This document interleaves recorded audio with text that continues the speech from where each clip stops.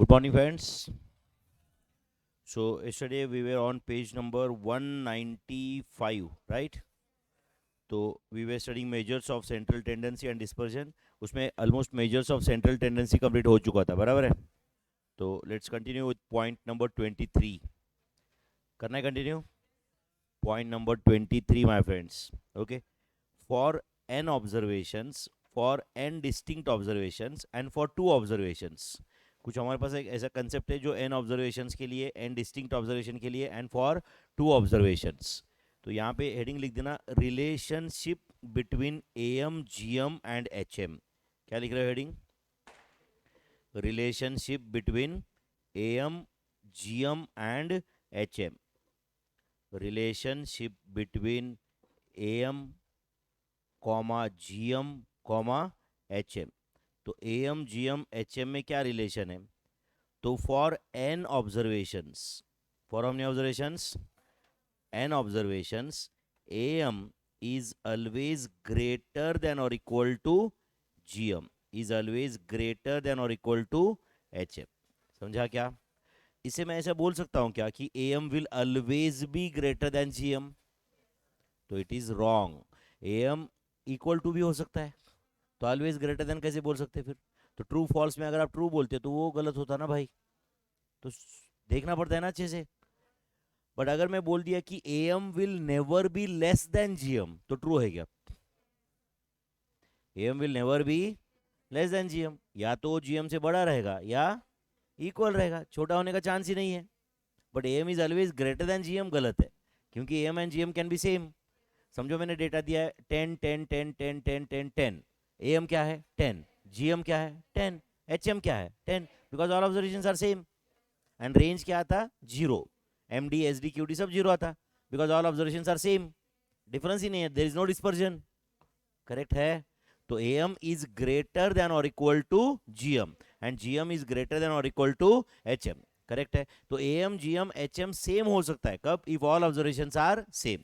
But अब ये क्या बोल रहा है? फॉर एन डिस्टिंक्ट ऑब्जर्वेशन, मतलब सारे के सारे ऑब्जर्वेशन एटलीस्ट सेम तो नहीं है. तो in that case AM will be, बोलो, ग्रेटर देन जीएम. अब ग्रेटर देन और इक्वल टू बोलने का सवाल ही नहीं है, बिकॉज ऑब्जर्वेशन सेम नहीं है सारे. Then it is greater than HM. समझा क्या आपको ये? एंड फॉर टू ऑब्जर्वेशंस आप ऑलरेडी जानते हो, याद है क्या आपको? GM square is equal to AM into HM. ये तो मैंने आपको एपीजीपी में भी बताया था. For two observations X and Y का ज्योमेट्रिक मीन क्या होता है? Under root X Y. Arithmetic mean क्या होता है? X plus Y divided by 2. And harmonic mean क्या होता है? 2xy upon x plus Y. या उल्टा बोल दिया मैंने? सही बोला क्या? 2xy upon x plus Y. तो अगर आपने A M and H M का मल्टीप्लीकेशन किया तो एक्स वाई आएगा, which is under root X Y का square, which is equal to G M का स्क्वेयर. समझा क्या बच्चों ये? यस और नो? तो चलो लिख रहे हो. उसके साथ साथ में मैं यहाँ पे ऐसे लिख देता हूँ. ओके, चलेगा क्या? बताओ. ए एम इज नेवर, बोलो, लेस देन जीएम. ये स्टेटमेंट सही है क्या? AM is never less than GM, ये स्टेटमेंट सही है क्या? एम जीएम से छोटा नहीं हो सकता, तो क्या हो सकता है? या तो बड़ा रहेगा या इक्वल रहेगा. वैसे ही M is never less than H M. चलता है कैसे? M is never less than, बोलो, H M. Do you agree on this? Next, can I say GM is never, बोलो, less than H M. Do you agree? GM is never less than HM. Correct or not? Can I say if all observations are same, if all observations are same, then क्या होता है? अगर सारे observation same है तो then AM is equal to GM is equal to HM. Do you agree on this? If all observations are same, then AM is equal to GM is equal to HM. GM is never less than HM. AM is never less than GM. AM is never less than HM. Do you agree or not? कुछ जाता है दिमाग में? Yes. अच्छा मुझे बताओ, for two observations, for two observations, let's say M and N, ये दो observations है. ध्यान दे रहे हो क्या बच्चों? मुझे बताओ, for two observation GM क्या होता है? बताओ, M and N का GM क्या होता है? Under root M N. होता है कि नहीं? एम क्या होता है बताओ, एम बोलो, M plus N divided by two, होता है कि नहीं? एच एम क्या होता है बताओ, two M N divided by M plus N, ये होता है कि नहीं बच्चों?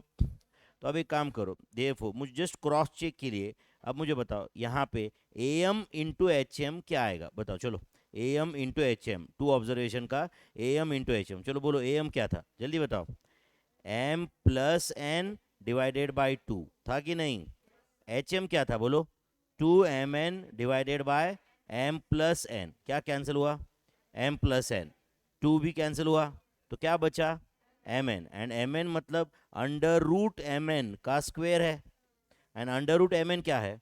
जी एम का स्क्वायर। तो क्या प्रूव हुआ बताओ यहाँ पे बोलो, for two observations G M square is equal to A M into H M, but तीन ऑब्जर्वेशन आएंगे तो ये फॉर्मूला अप्लाई नहीं हो सकता, we can't get the relationship. हम सिर्फ इतना जानते हैं, तीन चार पांच ऑब्जर्वेशन रहा तो कि भाई ए एम जी एम से बड़ा होगा, जी एम एच एम से बड़ा होगा, एंड अगर ऑब्जर्वेशन इक्वल है सारे तो वो तीनों इक्वल भी रह सकते। Is that clear? ये relation G M square is equal to A M into H M is applicable only for two observations, is applicable only for two observations. लिख रहे हो क्या आप ये सब साथ में, क्या नहीं? नेक्स्ट, मैंने कुछ ऑब्जर्वेशंस दिए आपको, उसका A M G M and H M बताना है आपको, करोगे कंप्लीट? हाँ चलो बोलो, पी एंड क्यू का ए एम जल्दी बताओ, P plus Q divided by two, क्या होता है ए एम का formula? Sum of all observations divide by number of observations, G M nth root of product of n observations, nth root of product of n observations, and hm क्या होता है बोलो? hm number of observations divided by sum of reciprocals of all observations. नहीं आपको याद है? कितना detail सीखे थे यार कल? एम क्या होता है वापस बताओ, sum of all observations divided by number of observation. देखो कल हम जो स्टैटिस्टिकल डिस्क्रिप्शन ऑफ डेटा सीखे, एंड ये measures of central tendency and measures of dispersion, 10 mark है कम से कम, समझा क्या नहीं? कल से आज, एंड मैं आपको गारंटीड बता सकता हूँ, कल से हम आज तक जो सीख रहे हैं ना उसमें से ही 10 क्वेश्चन आएंगे कम से कम। 10 क्वेश्चन का इंपॉर्टेंस जानते हो क्या आप? मैथ्स के पेपर के 10 मार्क मतलब जो अपने को 4 घंटे मिल रहे है या नहीं? नो डाउट इसके पहले आपने कुछ पढ़ा नहीं, ये नहीं बोल रहा हूँ मैं, बट रिविजन तो हम थरो कर रहे हैं ना यहाँ पे। ऐसा नहीं कि कुछ शॉर्टकट में मैं फॉर्मूला बता दिया 15 मिनट में हो गया बोल रहा हूँ, है या नहीं? हाँ चलो, एम का क्या होता है, लॉजिक क्या होता है? Sum of all observations divided by number of observation, इसलिए हमने एम को मैग्नीट्यूड वाइज सेंट्रल नंबर ऐसे बोला था, याद है क्या आपको? ये GM is nth root of product of n observations, and hm is number of observations divided by sum of reciprocals of all observations। सही है? तो ये p plus q मतलब sum of observations हुआ, divide by number of observations 2।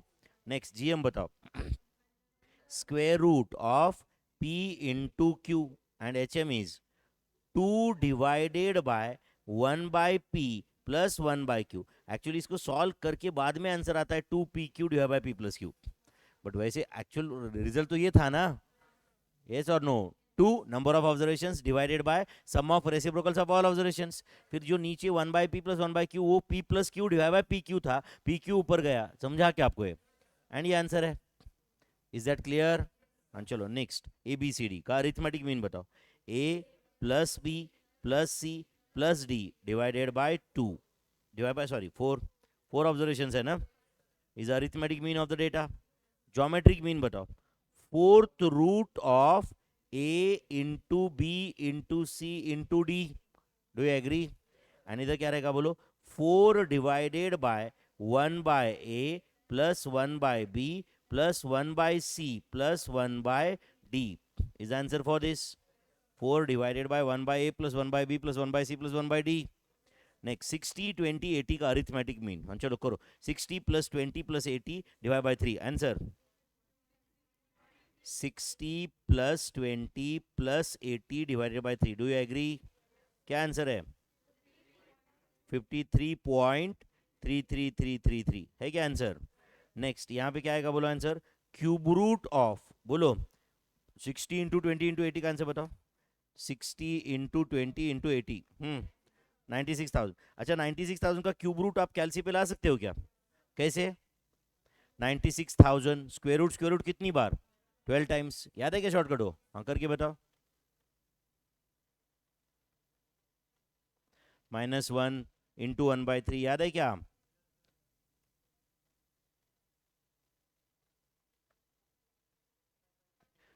$45.9524 approximately. 45.9524 approximately. Whether this is the answer, my friends? क्या answer है? 45 point बोलो 9524. Next HM बताओ. अच्छा डायरेक्ट कैलसी पे बता सकते हो क्या HM? कैसे डायरेक्ट कैलसी पे करके कैसे कैसे आएगा बताओ? 60 divided by memory plus 20 divided by memory plus. कर रहे हो क्या मेरे भाई? 60 divided by memory plus 20 divided by memory plus, बराबर है ना? 80 divided bye memory plus 3 divided by memory recall is equal to, answer is 37.8947. 37.8947 is answer. समझा क्या? चलो नेक्स्ट. 5 10 20 0, तो 5 + 10 + 20 + 0 कर रहे हो क्या बच्चों आप? कितना आ रहा है ये? 35. 35 divided by 4, answer is 8.75. Correct है. Geometric mean is 0 and harmonic mean is not defined. क्यों हार्मोनिक मीन नॉट डिफाइंड? क्योंकि 0 का रेसिप्रोकल होता ही नहीं. डिनोमिनेटर में 1/0 आएगा ना इधर. यस और नो? तो इससे हम ऐसे बोल सकते हैं क्या? If one of the observation in given data is 0, then हाँ बोलो GM is 0 and HM is not defined. लिखो इधर बाजू में लिखो. If one of the observation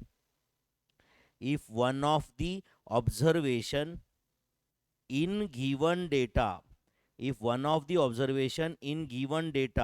is 0, then बोलो मेरे भाई क्या रहता है? GM is 0 and HM is not defined. If one of the observation in given data is 0, then GM is 0 and HM is not defined. HM is not defined. समझा क्या बच्चों? क्यों? अगर एक ऑब्जर्वेशन 0 रहा तो GM 0 होता है. GM क्या होता है? nth root of product of n observations. And obviously product, एक भी ऑब्जर्वेशन 0 रहा तो प्रोडक्ट 0 आएगा ना. आए क्या? नींद से बाहर आए या अभी तक नींद में हो? समझ रहा है ना? ये कितना है? मैं कौन हूं? ये प्रोजेक्टर है, स्क्रीन है, दिख रहा है सबको? मैथ्स कॉम्प्रिहेंसिव का बैच है. तुम CA फाउंडेशन स्टूडेंट हो. Very good. Okay. If one of the observation, देखो ये वही बोल रहा है बस, बराबर है ना? If one of the observation is 0, then हाँ बोलो GM is 0 and HM is and AM क्या होता है? कैलकुलेट करो. Sum of all observations divide by number of observations. क्या प्रॉब्लम है 0 से हमें? है या नहीं? Sum of all observations divided by number of observations. AM can be calculated. है या नहीं? Next, find a GM, HM and AM. अच्छा ये कौन सा डेटा है? सिंपल डेटा है, ग्रुप डेटा है या ग्रुप्ड एंड क्लासिफाइड है? ग्रुप डेटा है. ग्रुप्ड एंड क्लासिफाइड है क्या ये? अच्छा ग्रुप्ड एंड क्लासिफाइड में एक ही फर्क है सिर्फ. अब यहाँ पे X डायरेक्ट दिया है. ग्रुप्ड एंड क्लासिफाइड में 10 to 20 ऐसा कुछ होता है. उसमें भी 10 to 20 रहा तो तुम X15 ऐसे समझो. और क्या? ग्रुप 10 क्लासिफाइड का फॉर्मूला हमेशा सेम ही रहता है. Only thing is that group 10 classified में जो क्लास इंटरवल है उसका mid point will be taken as X, मतलब class mark is taken as X. सही है? हाँ चलो पहले क्या कैलकुलेट करेंगे? AM. ठीक है चलो. AM is equal to, formula बताओ. AM is equal to summation of fx, formula के साथ लिखो, divided by summation of f. Do you agree?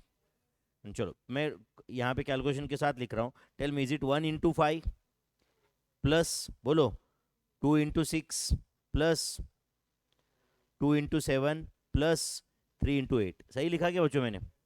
Divide by क्या आएगा बोलो?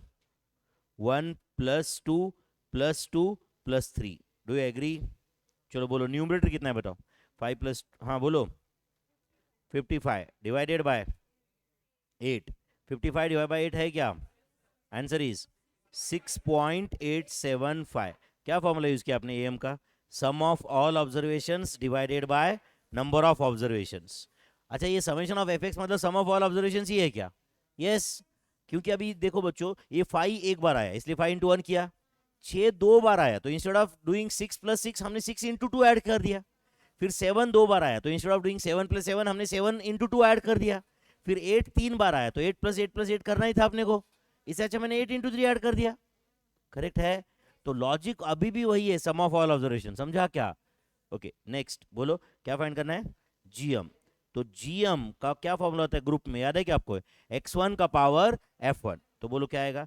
5 का पावर 1 इंटू 6 का पावर 2 इंटू 7 का पावर 2 इंटू 8 का पावर 3 का 8th रूट। 8 कहां से आया समझा क्या? Summation of frequency. तो करो, ये बताओ कितना आता है? 5 इंटू 36 बराबर है ना, इंटू 49 इंटू 512। मेरे ख्याल से इसका प्रोडक्ट है 4515840 का 8th रूट लेना है अपने को। 8th रूट कैलसी के लिए वो शॉर्टकट की जरूरत है या डायरेक्ट आता है? डायरेक्ट आता है। स्क्वायर रूट का बटन 3 बार प्रेस करो, है या नहीं? क्या आंसर है? 6.789571 approximately. Do you agree? Yes और नो? चलो जीएम हो गया। तीसरा बोलो क्या कैलकुलेट करना है? एचएम। चलो एचएम का फॉर्मूला बताओ। Summation of F divided by summation of F by X. सही है क्या? अच्छा जीएम का मैंने फॉर्मूला नहीं लिखा था, क्या था बताओ जीएम का formula? GM is equal to x1 का पावर f1 इंटू x2 का पावर f2 इंटू x3 का power f3 up to xn का पावर fn, एंड ये जो भी आया उसका पावर बोलो 1 by capital N, 1 by capital N। whether this was the formula and group 10 classified रहा तो भी यही फॉर्मूला था बच्चों, सिर्फ x1 x2 x3 will be class marks. ठीक है, तो hm इज इक्वल टू, चलो बोलो समेशन ऑफ f बताओ कितना है? 1 + 2 + 2 + 3 divide by summation of f by x बताओ। 1 by 5 plus 2 by 6 plus 2 by 7 plus 3 by 8। तो आप बताओ कैलसी पे कैसे करोगे बच्चों? 1 बाय 5 मेमोरी प्लस करोगे ना, 2 by 6 memory plus, 2 by 7 memory plus, 3 by 8 memory plus, 8 divided by memory recall is equal to, is the answer? Is it 6.6999029914? ऐसा आंसर है क्या? अब ऑप्शन में ऑब्वियसली इतना नहीं देते हो, 6.69 या 6.70 भी रह सकता है। यस और no? It's very close to 6.70 you can say. समझा आपको ये बच्चों? तो AM GM HM for group 10 classified data आप कैलकुलेट कर सकते हो क्या? पक्का? Group 10 classified, group data, simple data तो आपको आता ही है। यस और नो? क्या फॉर्मूला एएम जीएम एचएम? एक बार ग्रुप डेटा के लिए वापस बताओ। AM summation of F X divided by summation of F. GM x1 का पावर f1 इंटू x2 का power f2 up to xn का पावर fn ब्रैकेट का power 1 by capital N, and hm is summation of f divided by summation of f by x, summation of f divided by summation of f by x। सही है बच्चों? Okay, concept है combined am, combined GM and combined HM. तो combined am का क्या formula होता है? हाँ बोलो। n1, हाँ बोलो x1 बार की जगह चलो मैं a1 बोलता हूँ, चलता है क्या? मतलब arithmetic mean of first group plus क्या आएगा बोलो? n2 a2 divided by n1 plus n2। कोई प्रॉब्लम नहीं है बच्चों a1 a2 से? हम लोग x1 बार बोलो, x2 बार बोलो, या a1 a2, समझ रहे हैं ना? a1 मतलब arithmetic mean of group 1, a2 is arithmetic mean of group 2। समझा क्या? अच्छा बता, कंबाइंड जीएम का फॉर्मूला पता है क्या? कंबाइंड जीएम बोलो। G1 मतलब geometric mean of first group का पावर n1 इंटू G2 का पावर n2, एंड ये ब्रैकेट का power 1 upon n1 plus n2। समझा क्या आपको? ये वन इसके डेरिवेशंस भी है बट अब वो टाइम नहीं है, समझ रहा है क्या? रेगुलर बैच में कैसे फॉर्मूला आया ये यहाँ से स्टार्ट करते, 1 upon n1 plus n2, correct है। बट अभी भी कोई समझ रहा है क्या? इसमें भी मैं कोई शॉर्टकट नहीं बता रहा हूँ, सब फॉर्मूला लिख रहे, सॉल्व कर रहे, इस पे क्वेश्चंस भी आएंगे ऑब्वियसली। हाँ चलो कंबाइंड एचएम का फॉर्मूला बताओ। Combined HM n1 plus n2 मतलब number of observations in group 1 plus number of observations in group 2 divided by n1 by h1 plus n2 by h2। समझ रहे हैं बच्चों? कहीं आईसीआई ने एक जगह पे नहीं दिया है ऐसे, कहीं रैंडमली फॉर्मूले लिखे हुए हैं, समझ रहा है क्या? ऊपर से एक फॉर्मूला कंबाइंड एचएम का तो गलत फॉर्मूला लिखा हुआ है, तीनों एक जगह पे मैंने लिखा हुआ है। अच्छा यही तीन ग्रुप रहे तो कैसे होगा, सॉल्व होगा क्या? कोई बहुत बड़ा प्रॉब्लम है क्या? हाँ चलो लिखो फिर तुम खुद। Combined AM for three groups, बोलो N1 A1 plus N2 A2 plus N3 A3 divided by N1 plus N2 plus N3। This is combined AM for three groups. सही है बच्चों? नेक्स्ट कंबाइंड GM बताओ, बोलो जल्दी। G1 का power N1 into G2 का power N2 into G3 का power N3। Do you agree? ये ब्रैकेट का power 1/N1 plus N2 plus N3। Do you agree? Combined HM for three groups N1 plus N2 plus N3 divided by N1 by H1 plus N2 by H2 plus N3 by H3. Do you agree my friends? This is combined harmonic mean for three groups. Combined harmonic mean for three groups. तो चार group, पांच group, 50 group, कितना भी रहा तो concept तो यही है ना? Correct. Combined mean can also be called as pooled mean. पता है क्या आपको? ये लिखो नीचे, combined mean, combined mean can also be called as, can also be called as pooled mean. समझ है ना? कभी कभी ऐसे पूछते फाइंड आउट पूल्ड मीन। अच्छा सिर्फ पूल्ड मीन बोला तो उसका इंटरप्रिटेशन क्या लेंगे फिर? पूल्ड एएम या जीएम या एचएम? एएम। कुछ नहीं बोला है तो mean is interpreted as AM. समझा या नहीं? If nothing is mentioned in the question, बोलो मीन कॉमा एवरेज, कुछ भी बोलने दो, it will be interpreted as arithmetic mean. तो लगे तो एक यहां पे लिख देते, if nothing is mentioned in the question, चलेगा क्या? If nothing is mentioned in the question, nothing is, बोलो mentioned, nothing is specifically mentioned in question. समझा ना? मेंशन ब्रैकेट में लिखता हूं स्पेसिफिकली, ऐसे बोला नहीं है ज्योमेट्रिक, अरिथमेटिक या हार्मोनिक। समझा ना? If nothing is specifically mentioned in the question, the words कौन से बोलो? एवरेज और mean will be interpreted as, will be interpreted as arithmetic mean। समझता है क्या आपको? ये फाइंड एवरेज बोल रहा है मतलब फाइंड अरिथमेटिक मीन बोल रहा है इन शॉर्ट। समझा क्या? फाइंड मीन बोल रहा है मतलब अब तुम वहां पे काउंटर क्वेश्चन करोगे क्या, सर मीन बोला सर, ज्योमेट्रिक या हार्मोनिक बोला ही नहीं, कैसे कैलकुलेट करूं मैं? समझा ना? सिर्फ मीन बोल रहा है मतलब कौन सा मीन? Arithmetic mean. करेक्ट और नॉट? जैसे एन्युटी में था, if type of annuity is not mention it will be interpreted as annuity regular, है या नहीं? नेक्स्ट, N1 30 दिया है, N2 20 दिया है, S1 3 दिया है, S2 4 दिया है। S1 मतलब क्या? Standard deviation of group 1। S2 क्या है? Standard deviation of group 2। X1 bar is arithmetic mean of group 1, X2 bar is arithmetic mean of group 2। Find combine SD, और कभी कभी ऐसे पूछ सकते हैं, find SD if two groups are pooled together. समझ है ना? इफ टू ग्रुप्स आर, बोलो पूल्ड टुगेदर, ऐसा क्वेश्चन वो पूछ सकते। Is that clear? चलो फाइंड SD बोल रहे हो तो कंबाइंड SD का फॉर्मूला जानते हो क्या आप? चलो फॉर्मूला के पहले मैं कैसे कैलकुलेट करते हो एक्सप्लेन करता हूं, ध्यान दे रहे हो? सुनो, कंबाइंड SD कैलकुलेट करने के लिए पहले कंबाइंड AM फाइंड करना ही पड़ता है। क्या करना पड़ता है? Combined AM। तो चलो कंबाइंड AM का फॉर्मूला बताओ। N1 X1 bar plus N2 X2 bar divided by N1 plus N2। चलो बोलो N1 X1 बार कितना आएगा? 30 इंटू 40, सही है क्या?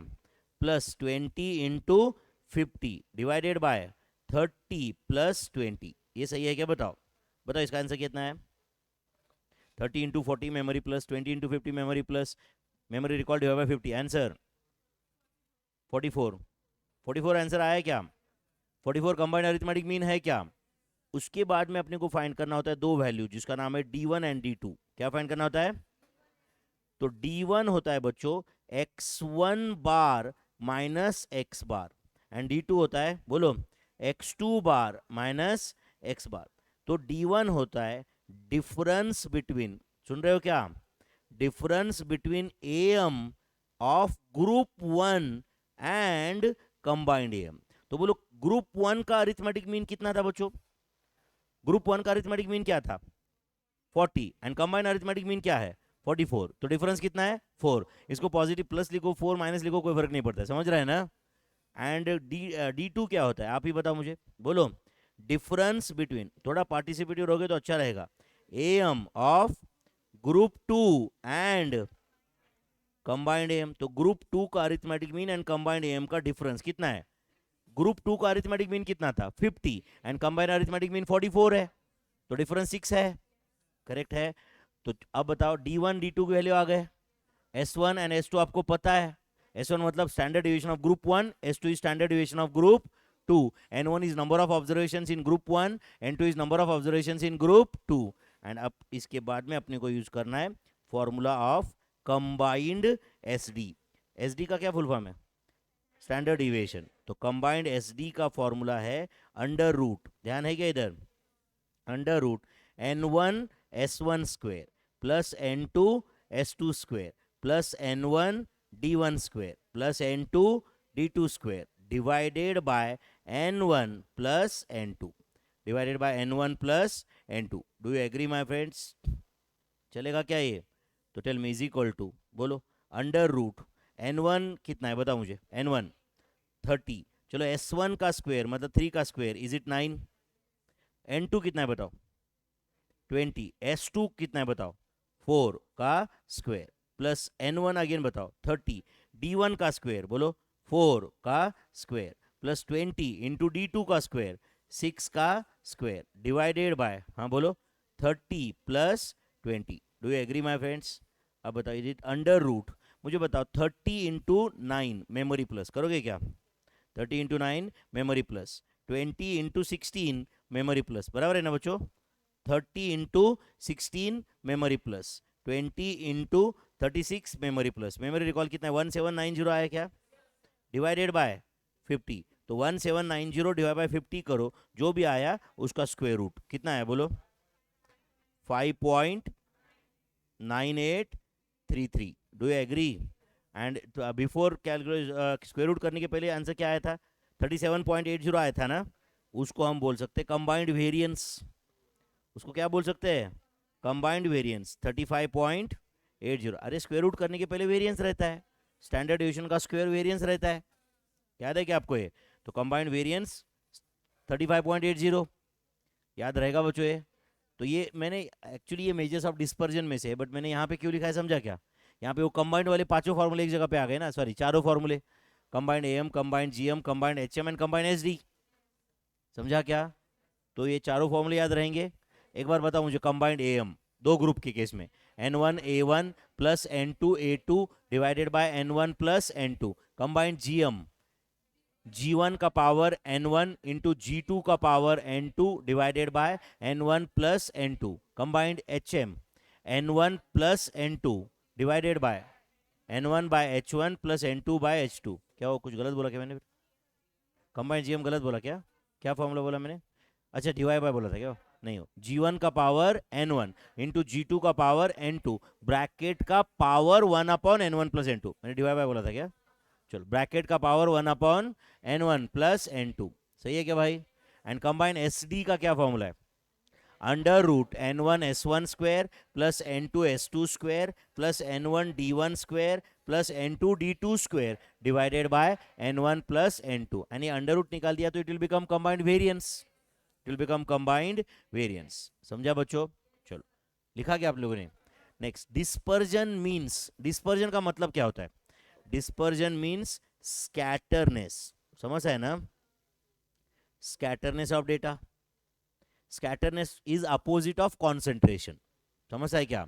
डेटा इज मोर स्कैटर्ड मतलब लेस कॉन्सेंट्रेशन, समझ है क्या आपको ये? तो इधर ऐसे लिख देता हूं, स्कैटरनेस मींस अपोजिट ऑफ, बोलो, अपोजिट ऑफ कॉन्सेंट्रेशन।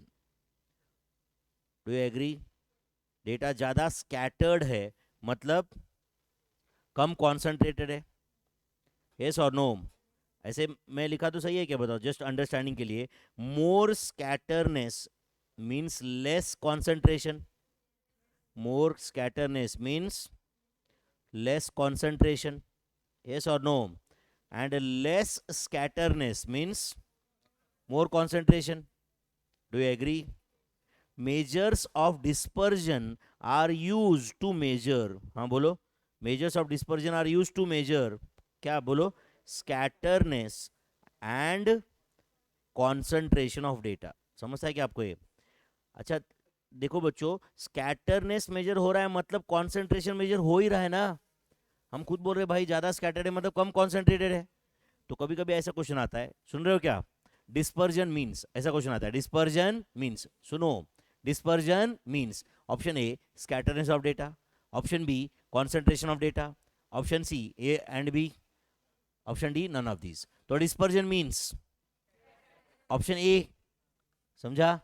बट अगर क्वेश्चन आया measures of dispersion are use to measure, तो आंसर ऑप्शन सी रहेगा. समझा क्या? कंफ्यूज नहीं होना है अभी.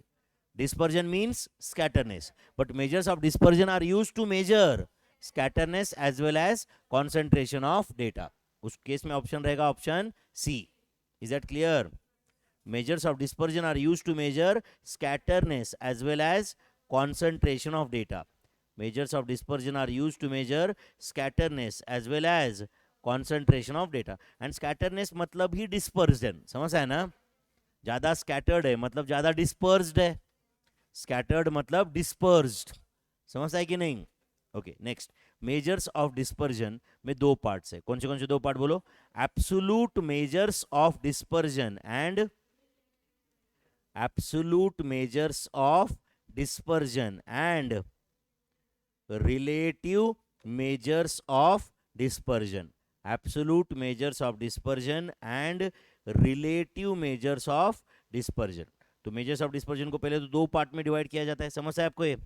Absolute measures and relative major. Absolute measures को फर्दर चार पार्ट में डिवाइड किया जाता है. याद है क्या आपको? तो पहला, उसमें से पहला कौन सा है? रेंज. पहला कौन सा है? रेंज. दूसरा कौन सा है? एमडी. दूसरा कौन सा है? एमडी. दैट इज, उसका फुल फॉर्म बताओ. Mean deviation. क्या बोलो? Mean deviation. इसके बाद में मैं एमडी ऐसे ही बोलूंगा. समझ रहा है क्या? मीन डेविएशन इस कंसेप्ट को तीन पार्ट में डिवाइड किया है. पता है क्या आपको ये? और वो तीन पार्ट कौन से बताओ अभी? Mean deviation about M. आप लिख रहे हो के साथ साथ में? मीन डेविएशन बोलो अबाउट एम. अच्छा कुछ नहीं बोला होता तो ये अबाउट एम ही होता है. समझता है क्या आपको ये? यस और नो? अगर समझो एग्जाम में क्वेश्चन आया फाइंड मीन डेविएशन, तो आप ये नहीं बोलोगे कि सर अबाउट क्या दिया ही नहीं था. तो सिर्फ फाइंड मीन डेविएशन बोल रहा है मतलब mean deviation about M. Next क्या होता है बोलो? Mean deviation about, mean deviation about median. And last mean deviation about mode. Mean deviation about mode. Mean deviation about mode. Is that clear? Okay ये हो गया मीन डेविएशन. तीसरा क्या है बोलो? S D. S D that is standard deviation. S D that is बोलो मेरे भाई standard deviation. And last is Q D. Q d is quartile deviation. Quartile deviation. Quartile deviation को ना बोला जाता है सेमी इंटर क्वार्टाइल रेंज. क्या बोला जाता है? Semi inter quartile range. Semi inter quartile है जो, सिर्फ इंटर क्वार्टाइल रेंज नहीं चलता है. समझ है ना? क्योंकि inter quartile range Q3 minus Q1 रहता है. सेमी लिखा तो ये डिवाइड बाय 2 होता है विच बिकम्स क्वार्टाइल डेविएशन. समझा क्या? Quartile deviation is a positional measure of dispersion. इधर लिखो क्वार्टाइल डेविएशन को और क्या बोलते हैं बोलो? Positional measure of dispersion. वैसे positional measure of central tendency क्या था? मीडियन. तो ये है पोजिशनल मेजर ऑफ डिस्पर्जन. समझ है क्या बच्चों? And positional measure of central tendency क्या था? मीडियन. Do you remember? तो ये है 4 एब्सोल्यूट मेजर्स ऑफ डिस्पर्जन. क्या थे ये बोलो? 4 absolute measures of dispersion. And ये जो 4 एब्सोल्यूट है इसी के बेसिस पे रिलेटिव मेजर्स ऑफ डिस्पर्जन आप पता कर सकते हो. सिर्फ इसके पीछे वर्ड लगा देने का है कोएफिशिएंट. तो जैसे इधर रेंज लिखा है, इधर क्या होगा बताओ आप ही, कोएफिशिएंट ऑफ रेंज क्या होगा, कोएफिशिएंट ऑफ रेंज। तो चलो लिख रहे हो क्या आप, इधर रेंज लिखा है तो आप इधर क्या लिखोगे अभी, coefficient of range. Coefficient of range is the, बोलो, relative measure of dispersion, coefficient of range. Next क्या है बोलो, कोएफिशिएंट ऑफ मीन डेविएशन। तो मैं कोएफिशिएंट ऑफ एमडी ऐसे लिखोगे इतना, कोएफिशिएंट ऑफ मीन डेविएशन। अच्छा, ये कोएफिशिएंट ऑफ मीन डेविएशन को 3 पार्ट में डिवाइड किया जाएगा। उसमें से पहला पार्ट क्या रहेगा फिर बोलो, कोएफिशिएंट ऑफ, बोलो, मीन डेविएशन अबाउट एम। समझा क्या आपको ये। नेक्स्ट सेकंड क्या रहेगा बोलो, coefficient of mean deviation about median, coefficient of mean deviation about median. And last बोलो, coefficient of mean deviation about mode, coefficient of mean deviation about mode. I hope you are getting this, coefficient of mean deviation about mode. ये coefficient of mean deviation की 3 part समझे क्या आपको। Next है बोलो, coefficient of standard deviation ऐसे नहीं बोलते, उसको बोलते हैं कोएफिशिएंट ऑफ वेरिएशन। समझता है क्या, सिर्फ स्टैंडर्ड डिविएशन के केस में नाम चेंज होता है। And this is the best measure of dispersion for comparison purpose, and standard deviation is the best measure of dispersion. समझता है क्या आपको ये। स्टैंडर्ड डिविएशन जहां पे लिखा है उधर ब्रैकेट में लिखूं क्या, बेस्ट मेजर ऑफ डिस्पर्जन। अच्छा बता, best measure of central tendency कौन सा है, अरिथमेटिक मीन। अरे सेंट्रल टेंडेंसी भाई, best measure of central tendency कौन सा है, अरिथमेटिक मीन। एंड अगर एग्जाम में प्लेन क्वेश्चन है best measure of dispersion is, तो आंसर क्या है, standard deviation. Best measure of dispersion for comparison purpose is coefficient of variation. चलो इधर ब्रैकेट में लिखता हूं, best measure of dispersion for, best measure of dispersion for comparison purpose. समझ आया आपको ये, फॉर कंपैरिजन पर्पस। जैसे कौन सा कंपनी ज़्यादा कंसिस्टेंट है इन प्राइसेस, कौन सा कंपनी के डिविडेंड डिक्लेयर ज़्यादा कंसिस्टेंट है, ये कंपेयर करने के लिए we use coefficient of variation. जिसका कोएफिशिएंट ऑफ वेरिएशन कम रहता है वो कंपनी ज़्यादा कंसिस्टेंट, ऐसे मानते हैं हम लोग, यस और नो। ओके, एंड लास्ट कौन सा है बोलो, coefficient of quartile deviation, coefficient of quartile deviation. Do you agree my friends, coefficient of, and कोई ये जो क्वार्टाइल डेविएशन है, कौन सा, quartile deviation, it is the best measure of dispersion for data with open class intervals. याद है क्या आपको ये, लिखो best measure of dispersion, best या सूटेबल ऐसा वर्ड को यूज करते कभी कभी, समझता है ना। बेस्ट या क्या बोलते बोलो, सूटेबल या most appropriate measure of dispersion for या in case of data with, in case of data with open class intervals. अब जो भी मैंने यहाँ पे दिखा है इसमें बहुत सारे थियरी क्वेश्चंस भी मैं साथ साथ में कवर करता हूँ। समझता है क्या आपको ये अगर आप ठीक से पढ़ोगे तो बहुत सारे थियरी क्वेश्चन का एक आंसर समझ में आ जाता है ना अपने को। इधर the best measure of dispersion in case of data with open class intervals, quartile deviation. And which is the best measure of central tendency for data with open class intervals, median. कौन सा, median. जो positional measure of central tendency है वो, yes और no, positional measure of central tendency कौन सा है, median. And positional measure of dispersion, quartile deviation. चलो ये चार्ट बना दिया सब लोगों ने, बनाया क्या है चार्ट। चलो इस अगले पेज पे थोड़ी शुरुआत में जगह है, उधर लिख देना positional measure of central tendency, ऐसे कर देना। ध्यान दे रहे हो क्या, पोजिशनल मेजर ऑफ ऐसे कर देता हूँ, चलेगा क्या, पोजिशनल मेजर ऑफ, उसके सामने दो सेंट्रल टेंडेंसी। बोलो positional measure of central tendency क्या रहेगा, median.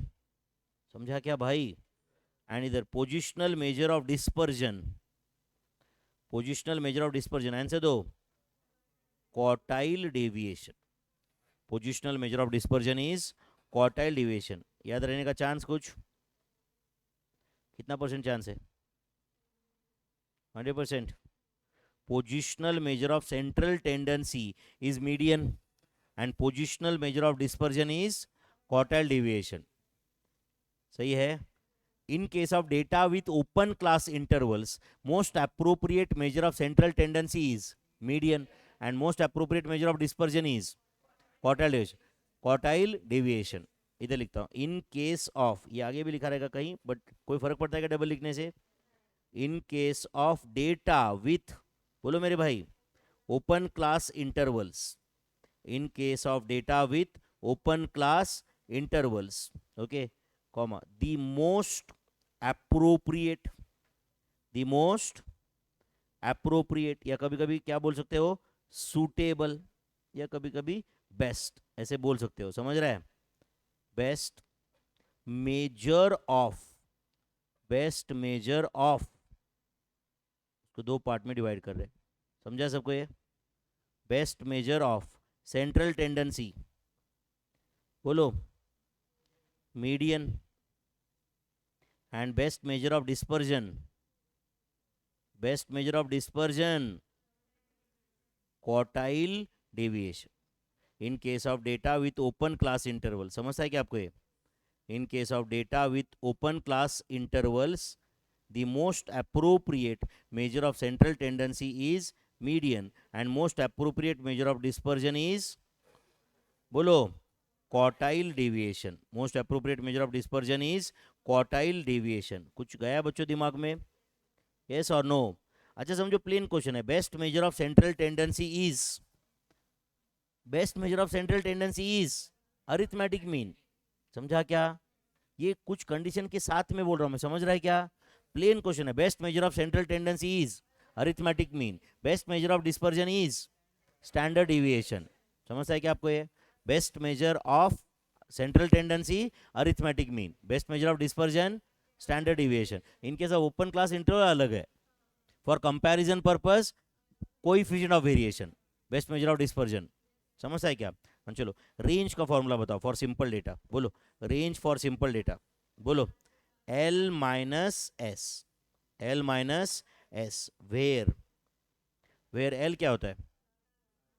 where L is largest observation, बराबर है, and S is smallest observation, तो कहना है range is based only on two observations, उसको बीच में हाईएस्ट एंड लोएस्ट के बीच में क्या है उसको लेना देना ही नहीं है कुछ, range is based only on two observations. चलो एमडी का फॉर्मूला बताओ फॉर सिंपल डेटा, बोलो summation of absolute value of x minus A M divided by small N, याद है क्या आपको ये?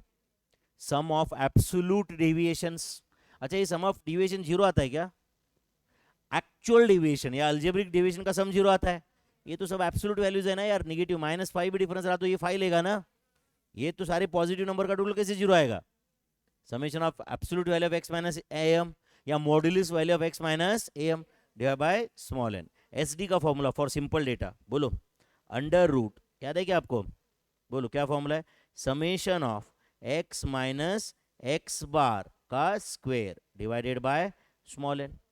और एक फॉर्मूला याद है क्या आपको जो हम ज्यादा बार यूज करते हैं? बोलो क्या फॉर्मूला है?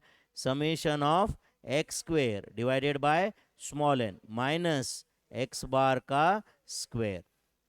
Do you remember the formula? पक्का? चलो क्वार्टाइल डिवीजन का फॉर्मूला बताओ। Q3 minus Q1 divided by 2। अब Q3 कैसे लाते हैं और Q1 कैसे लाते हैं उसमें डाउट है क्या आपको? कैसे लाते Q3? बोलो 3/4 n+1 टर्म, नहीं समझाना रहा है कोई भी, एंड Q1 1/4 n+1 टर्म, समझा क्या? रिस्क न लेते, वेर लिखो Q3 इज इक्वल टू, बोलो 3/4 इंटू n+1 टर्म। याद है कि आपको कल सीखा था फ्रैक्टाइल्स हमने? Q1 कैसे आता है बोलो? 1/4 n+1 term. Do you agree? yes or no? QD is also known as semi interquartile range, semi interquartile range। तो QD का formula is Q3 minus Q1 divided by 2। तो ये चारों absolute major of dispersion for simple data के फॉर्मूले clear है क्या? बताओ absolute major of dispersion for कौन सा? ये सिंपल डेटा। क्या क्वेश्चन पूछा है? फाइंड, अगला क्वेश्चन बोलो, range MD SD QD for कितने ऑब्जर्वेशन है? बताओ कितने ऑब्जर्वेशन है? 8। समझा क्या? तो range MD SD QD find करना है अपने को, करे फाइंड फिर। चलो बोलो सबसे पहले क्या फाइंड करें? रेंज। चलो लिखो रेंज, डिटेल में आंसर लिखेंगे, चलेगा क्या? चलो रेंज का फॉर्मूला बताओ, एल माइनस एस। एल बताओ, लार्जेस्ट ऑब्जर्वेशन, स्मॉलेस्ट 20, पक्का क्या? वो असेंडिंग ऑर्डर में रहना जरूरी नहीं है बच्चों, इस क्वेश्चन में रहेगा, हमेशा ऐसे होता है क्या? नहीं। तो आंसर बताओ 48। तो 48 क्या है? रेंज। समझा क्या? वेयर एल क्या था एक बार मुझे वापस बताओ? Largest observation. एल क्या था? Largest observation. एंड एस क्या था? Smallest observation. सही है बच्चों? तो range is based only on two observations. Do you agree? लिखो, range is based only on, बोलो, टू ऑब्जर्वेशंस। मतलब it doesn't take into account all observations, it doesn't take into account all observations. Do you agree? Largest observation minus smallest observation. चलो second क्या find करना है? M D. Second find करना है M D, that is mean deviation. अच्छा, सिर्फ mean deviation बोला है तो क्या इंटरप्रिटेशन होगा उसका? About A M. नहीं समझा आपको? About A M. तो चलो सबसे पहले तो बताओ ऑब्जर्वेशंस क्या क्या है, जल्दी बताओ। एक्स बोलो 20, 28, 35, 40, 48, 60, 65, 68। चलो अरिथमेटिक मीन बताओ डेटा का। डेटा का arithmetic mean is equal to, हाँ बोलो, 40, 45.50। ये कैसे आया एक्सप्लेन करना है क्या? नहीं। और अब आप मुझे बताओगे absolute value of x minus A M. तो बताओ बच्चों, 20 माइनस 45.50, 20 माइनस 45.50 का क्या आंसर है? 25.50। Next 17.50। Next 10.50। Next 5.50। Next 2.50। Next 14.50। Next 19.50। Next 22.50। And ये जो आया उसका समेशन बता पाओगे क्या? Is it summation of absolute value of x minus A M? कितना है बताओ? वो लास्ट कॉलम का टोटल बताना है आपको अभी। कितना है? 118, पक्का क्या? तो बताओ mean deviation about A M का क्या फॉर्मूला है, जल्दी बताओ। Summation of absolute value of x minus A M divided by small N. क्या आंसर है? Is it 118 divided by 8? Answer 14.75 is mean deviation about am. This is the mean deviation about am. Tough था बच्चों ये, mean deviation about M समझा आपको? Yes और no? Mean deviation about M. चलो third question क्या है बताओ? बोलो एस डी। तो थर्ड क्वेश्चन अपने को फाइंड करना है, बोलो S D, that is standard deviation. वैसे स्टैंडर्ड डेविएशन के दो फॉर्मूले पता है क्या अपने को? कौन सा यूज करेंगे यहाँ पे? कौन सा आसान है? सेकंड वाला। तो S D is equal to, बोलो, under root summation of X square divided by small N minus x bar का स्क्वेयर। तो चलो under root summation of X square calci पे कैसे करोगे एक बार मुझे बताओ पहले। 20 into memory plus 28 into memory plus, सही है क्या? Then 35 into memory plus 40 into memory plus 48 into memory plus 60 into memory plus 65 into memory plus 68 into memory plus. Memory recall कितना है? 18762 डिवाइडेड बाय 8 माइनस एक्स बार कितना था बताओ? X बार कितना था? 45.50 का स्क्वायर। ये कैलकुलेशन करने आएगा क्या आपको? पहले मेमोरी ब्लैंक कर दो। 18,762 डिवाइडेड बाय 8 मेमोरी प्लस, बराबर है ना बच्चों? 45.50 into M minus memory recall आ रहा है कुछ 275 आ रहा है क्या? तो is it under root 275? And answer है, बोलो, 16.5831 अप्रोक्सीमेटली। Do you agree? ये क्या था? Standard deviation. एंड 275 क्या है फिर? वेरिएंस। 275 क्या है? क्या फॉर्मूला यूज किया बच्चों? बोलो, under root summation of x square divided by small N minus x bar का स्क्वायर।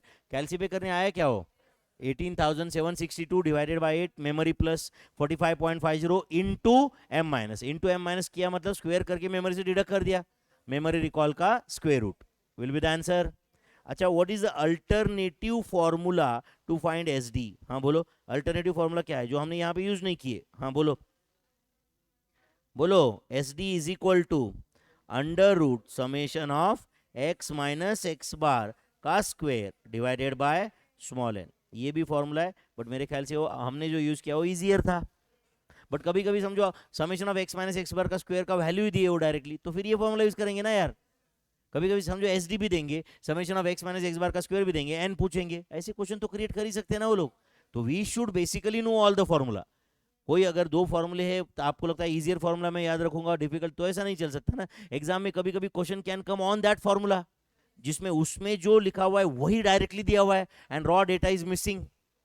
क्वाइट पॉसिबल और नॉट? ओके, ये हो गया एस डी। अब फोर्थ क्या फाइंड करना है बोलो? Q D.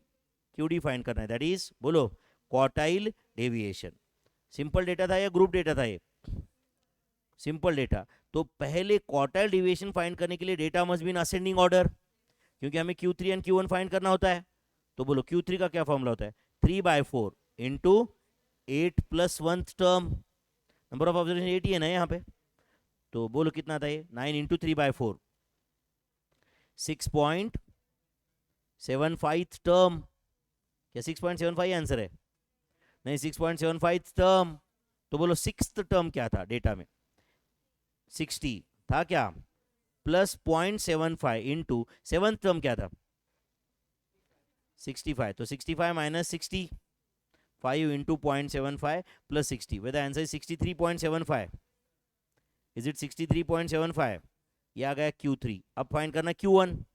बोलो Q1 क्या, कैसे फाइंड करेंगे? 1/4 इंटू 8 प्लस 1 टर्म, 1 बाय, समझ है क्या आपको ये?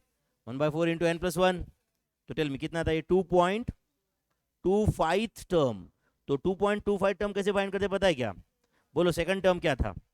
28 प्लस 0.25 इंटू 35 माइनस 28, सही है क्या? तो 7 इंटू 0.25 प्लस 28 का आंसर इज 29.75। 29.75 is answer, 29.75। अच्छा, Q3 आ गया, Q1 आ गया, तो बताओ क्वार्टाइल डिविएशन तो फाइंड कर ही सकते हैं ना फिर। क्या फॉर्मूला है उसका बोलो? Q3 minus Q1 divided by 2। तो बोलो Q3 कितना है, जल्दी बताओ? 63.75 माइनस 29.75 डिवाइडेड बाय 2, आंसर कितना? 17। समझा क्या? ये है क्वार्टाइल डिविएशन। तो बताओ बच्चों, ये चारों question find range, MD, SD, QD जम गए क्या? अब देखो यहाँ पे दिखने के लिए आपको इस चैप्टर में पॉइंट 100 150 रहेंगे, जो भी ऐसा हो 120 रहेंगे, बट क्वेश्चन उतने नहीं है, समझता है क्या? क्वेश्चन उससे भी कई गुना ज्यादा है, समझता है क्या? हम एक टेबल बना रहे हैं, मतलब 15-20 MCQ हो गए, है या नहीं? कुछ गया दिमाग में? रेंज, एमडी, एसडी, क्यूडी, समझता है सबको? ये सिंपल डेटा के लिए ये फॉर्मूले क्लियर है? अब देखो यार, तुम एग्जाम में वापस बताओ, पहले भी बता चुका हूँ इस बैच में, अभी 24th लेक्चर है मेरे ख्याल से अभी चल रहा है जो। अपना टारगेट है ये बुक बनाने का, पर्पस समझता है अपने को? मैथ्स में सबसे बड़ा इशू है कि स्टूडेंट बोलता है कि सर वो लॉ के पेपर के बाद में और मैथ्स तक क्या पढ़ने का समझता ही नहीं, क्योंकि इतना सिलेबस है, तो क्या पढ़ने का। तुम्हारे लिए वो कंफ्यूजन नहीं होना चाहिए जिन लोगों के पास वो बुक है, तुम्हें कुछ भी नहीं करना है, समझता है क्या? कोई राइट इधर ये लॉ का पेपर खत्म हो गया, कोई इधर देखो उधर देखो, यहाँ से कुछ भी नहीं करने का, आने का वो नोट्स ओपन करने का, या तो तुमने लिखे हुए या मैंने लिखे हुए, जो भी आपके पास कॉपी है, समझा क्या? ब्लैंक कॉपी लिया रहेगा तो तुमने लिखा हुआ पूरा बुक है अपने पास, या आपने मैंने लिखा हुआ पूरा भी आपके पास, कुछ लोगों के पास रहेगा, है या नहीं? दोनों में से कोई भी एक बुक आपको पूरा फर्स्ट पेज से लास्ट पेज तक पढ़ के जाने का, समझ रहा है क्या? एंड फर्स्ट पेज से लास्ट पेज तक मतलब फर्स्ट से लास्ट तक, समझता है क्या? आते ही बीच में के देखा, फिर इधर देखा, फिर लास्ट में देखा, फिर बीच के 4 छोड़ दिए, समझा कि नहीं? फिर डिप्रेशन आ गया, फिर सो गए, समझ आया कि नहीं? प्रॉब्लम यही है, क्योंकि मैं देखता हूँ ना कभी जो हम ये जो ऑनलाइन लेक्चर्स हम सेल करते हैं ना, उसमें हम इनक्रिप्टेड लेक्चर रहते हैं ना, तो हमारे पास उसका एक्सेस रहता है कि हम देख सकते हैं कि कौन से स्टूडेंट ने कितना देखा है, वो कब देखा है, समझता है क्या, ये सब डेटा हम एनालाइज कर सकते हैं। तो देखता हूँ मैं कुछ लोगों का ऐसे कॉस्टिंग का लेक्चर चालू करते, पहले 5 मिनट देखते, लास्ट के 5 मिनट देखते, समझता है, बीच का 15 मिनट भगा के देखा हुआ है इसने, 3x स्पीड पे देखता है, मतलब समझ है क्या आपको, ऐसे देखता है। फिर 5th लेक्चर देखता है डायरेक्ट, क्या पढ़ा है। फिर 2nd चैप्टर का फर्स्ट डे देखता है, फर्स्ट चैप्टर देखता ही नहीं। फिर 4th चैप्टर का फर्स्ट डे देखता है, समझता है क्या। एंड फिर यहाँ पे आके बोलता है, मुझे एक जना आके बोला सर, एक्चुअली में एक केस बता, एक जना आके बोला सर ऐसा ऐसा डाउट है सर। मैं बोला लेक्चर देख लिया भाई सारे, हाँ सर सारे देख लिए। फिर मैंने उसको बोला एक काम कर, तेरा सीरियल की बता। तो उसका सीरियल की एक्चुअल में एंटर करके मैं देखा, उसके सामने ही दिखाया उसको, देख तूने इतना देखा है। बट वो बोल क्या रहा है, सब देख लिया सर, समझ रहा है क्या। तो दुनिया में सबसे डेंजरस लोग कौन है पता है क्या आपको, जो खुद को झूठ बोल सकते, जो दूसरे को झूठ बोलने वाले कभी तो सुधरने की उम्मीद है, समझ रहा है क्या। जो खुद से झूठ बोल सकता है ना, वो सबसे जाड़ी चमड़ी का इंसान है, समझ रहा है कि नहीं। एंड उस इंसान से जितना दूर हो सकता है उतना दूर रहना चाहिए अपन ने, समझता है कि नहीं। दूसरे से झूठ बोलता है, उसको कम से कम कुछ बता के सुधर सकते, सुधारने का चांस है उसमें। बट वो आदमी कभी मर जाएगा बट सुधरेगा नहीं, वो है जो खुद से झूठ बोल सकता है, समझ है कि नहीं। तुम में से मुझे लगता है कि कोई खुद से झूठ नहीं बोल पाएगा, इतना आसान भी नहीं हो, है कि नहीं। भले तुम बाकी खुद बोलते रहोगे बट अंदर से एक आवाज आती रहेगी ना, है कि नहीं। जब हम बोलते हैं कि भाई तू झूठ बोल रहा है नहीं। जब कोई बोल रहा है भाई जैसे आपका फेवरेट आंसर है कि नहीं, मैं बोलता पढ़ रहे हो क्या, यस सर, है कि नहीं, बराबर है कि नहीं। बट कभी तो अंदर से आवाज आती रहेगी ना कि भाई क्या बोल रहा है तू, कौन सा यस और कौन सा सर, है कि नहीं। इसके पहले 8 दिन तो बुक को हाथ नहीं लगाया कुछ। एंड अगर तुम खुद को भी कन्विंस कर देते हो तो यू आर डेंजरस, है कि नहीं। कोई उम्मीद नहीं है फिर। जो खुद को भी बोलते मतलब पढ़ा नहीं करो बट खुद को भी कन्विंस कर देता है कि पढ़ लिया तूने, बहुत पढ़ाई की है तूने, है कि नहीं, बहुत पढ़ लिया तूने, कितनी मेहनत कर रहा है तू, खुद को पता होना चाहिए ना यार, इंपॉर्टेंट है कि नहीं। चलो anyway, point number 33, for group data, for group data range क्या होता है बताओ, L minus S. For group data क्या फॉर्मूला होता है, L minus S, same formula होता है, समझता है क्या। बट अगर वो ग्रुप 10 क्लासिफाइड रहा तो कभी कभी उसके अंदर L क्या रह सकता है बताओ, फिर L क्या लेंगे हम लोग, अपर class boundary of last class interval, समझता है क्या आपको ये, वो सबसे बड़ा ऑब्जर्वेशन हुआ ना यार। एंड एस क्या लिया जाएगा, हाँ बोलो, lower class boundary of first class interval, provided all classes are in ascending order, ascending order में ही रहते हैं, समझा क्या। चलो रेंज का फॉर्मूला तो हो गया for group data, group 10 classified data, समझता है क्या आपको ये। एंड चलो एमडी का फॉर्मूला बताओ, समेशन ऑफ, अच्छा एक मिनट सब लोग ध्यान दो यहाँ पे, सब लोग प्लीज ध्यान दो, मुझे बताओ क्या फॉर्मूला था सिंपल डेटा का, X minus A M divided by small N, ये फॉर्मूला था। तो ऊपर यहाँ पे एफ लिखने का, समझा क्या, एंड नीचे कैपिटल एन कर देने का उसको, समझता है क्या आपको ये। देखो बच्चों एक्स माइनस ए एम ऐड करते आप बार बार बार बार, तो समझो एक एक्स माइनस ए एम 5 बार आया, तो 5 बार एक ही नंबर ऐड करने से अच्छा उसको फ्रीक्वेंसी से मल्टीप्लाई करो ना उसको, एंड सिर्फ नीचे फिर नंबर ऑफ ऑब्जर्वेशन अब समेशन ऑफ एफ हो जाता है। अब समझो यहाँ पे एक 3 ऑब्जर्वेशन है 2 3 5, ये 10 बार आया, ये 20 बार आया, 30 बार आया, तो you can't say there are 3 observations, there are 60 observations. 3 कैसे, हाँ देयर आर 3 डिस्टिंक्ट ऑब्जर्वेशन, ये ठीक है, बट नंबर ऑफ ऑब्जर्वेशन तो 60 है ना यार, क्योंकि पहला ऑब्जर्वेशन 10 बार आया, दूसरा ऑब्जर्वेशन 20 बार आया, तीसरा ऑब्जर्वेशन 30 बार आया, तो अब नंबर ऑफ ऑब्जर्वेशन मतलब ही समेशन ऑफ फ्रीक्वेंसी ना यार, यस और नो। चलो एमडी का फॉर्मूला समझा आपको ये, समेशन ऑफ, एंड या तो obviously this is summation of f into बोलो absolute value of x minus A M divided by summation of f, कुछ नहीं मैंने कैपिटल एन की जगह समेशन ऑफ एफ लिखा, बात तो एक ही है ना। चलो स्टैंडर्ड डिविएशन का फॉर्मूला बताओ, अच्छा मुझे बताओ सिंपल डेटा का क्या फॉर्मूला था, summation of x minus x bar का square divided by small n, n उसका स्क्वायर रूट था कि नहीं। अब स्मॉल एन की जगह क्या लिखूं, कैपिटल एन, एंड ऊपर एफ, समझा क्या, यस और नो। और मुझे बताओ दूसरा वाला क्या फॉर्मूला था उसका, हाँ बोलो। Under root summation of X square divided by small N, था कि नहीं, माइनस एक्स बार का स्क्वेयर। तो एक काम करो, ध्यान दे रहे हो यहाँ पे, तो एक्स स्क्वेयर की जगह क्या आएगा इधर बोलो, F into x square.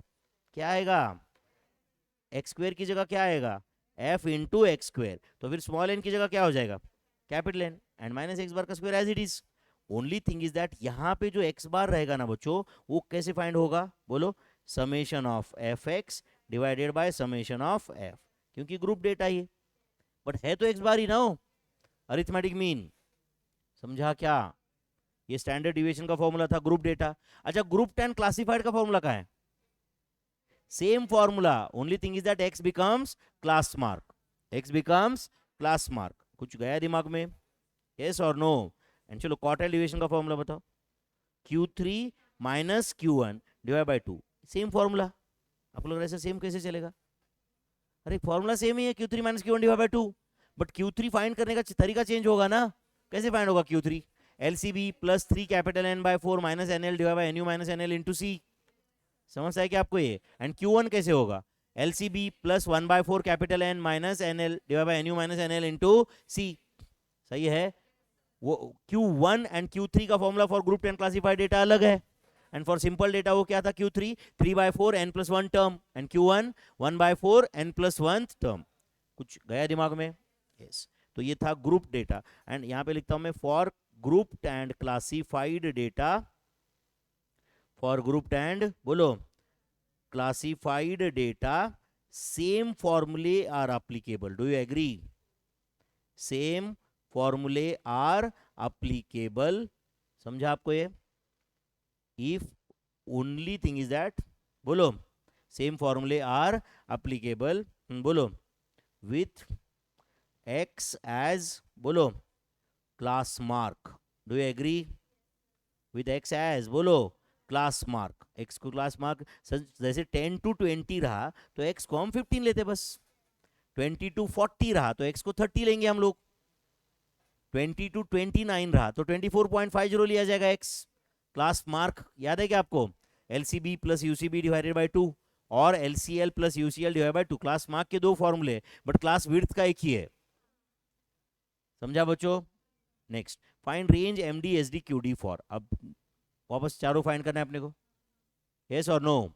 But ये कौन सा डेटा है, ग्रुप एंड क्लासिफाइड। चलो करो फिर कैलकुलेशन। अब बताओ ये क्वेश्चन से सारे कंसेप्ट क्लियर होंगे कि नहीं बताओ, all absolute major of dispersion for group 10 classified data now. हाँ चलो बोलो, फर्स्ट क्वेश्चन क्या है जल्दी बताओ, रेंज।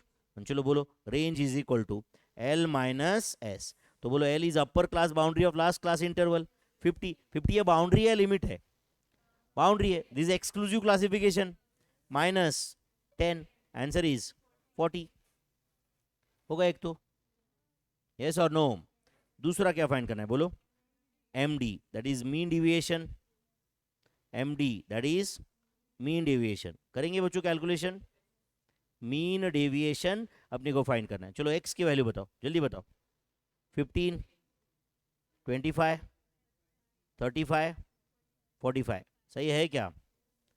एक काम करो, मीन डेविएशन फाइंड करने के लिए पहले मीन कैलकुलेट करें क्या हम लोग, मीन मतलब कौन सा mean, arithmetic mean, summation of F X divided by summation of F. बोलो समेशन ऑफ एफ एक्स कितना है, समेशन ऑफ एफ एक्स बोलो मेरे भाई, 15 इंटू 7 मेमोरी प्लस, बराबर है क्या, 25 सॉरी 15 इंटू 5 है ना, 15 into 5 memory plus, 25 into 7 memory plus, 35 into 2 memory plus, 45 into 6 memory plus, memory recall divided by frequency का टोटल कितना था, फ्रीक्वेंसी का टोटल कितना था 20, इज इट 29.50, 29.50 अरिथमेटिक मीन है क्या, कितना आया था समेशन ऑफ एफ एक्स 590, 590 आया था ना, डिवाइडेड बाय 20, सही है क्या भाई। चलो अब बताओ, can you tell me absolute value of x minus AM, बता सकते हो क्या, 15 माइनस 29.50 जल्दी बताओ, 14.50, 4.50, देन 5.50 एंड 15.50। इसका समेशन करना है क्या, नहीं करना है, कोई जरूरत नहीं है, समझा क्या। अरे फ्रीक्वेंसी है ना यहाँ पे, हाँ फ्रीक्वेंसी कितना है बताओ, 5, 7, 2, 6। अब किसका समेशन करोगे आप बताओ? F into absolute value of x minus A m, इस कॉलम का समेशन बता सकते हो क्या? कैसे करोगे? कैलसी पे बताओ, कैसे कैलकुलेटर पे कैसे करोगे बताओ ना? 14.50 into 5 memory plus 4.50 into 7 memory plus 5.5 into 2 memory plus 15.5 इंटू 6 मेमोरी प्लस, मेमोरी रिकॉल बताओ कितना है? 208। तो चलो बताओ, mean deviation about m is equal to, हाँ बोलो, summation of f into absolute value of x minus A M divided by capital n. ये फॉर्मूला है क्या? तो tell me, 208 divided by frequency का टोटल कितना था? 20, तो answer is 10.40 is mean deviation. अच्छा, मीन डेविएशन अबाउट मीडियन पूछा होता तो पहले मीडियन फाइंड करो, यस और नो? एंड फॉर्मूला कौन सा यूज करने का? Summation of f into absolute value of x minus median divide by capital N. And mode पूछा था तो पहले मोड फाइंड करो। एंड क्या फॉर्मूला यूज करोगे? Summation of f into absolute value of x minus mode divided by capital n. Same जैसे mean के लिए था, मीडियन एंड मोड के लिए सेम कंसेप्ट ना।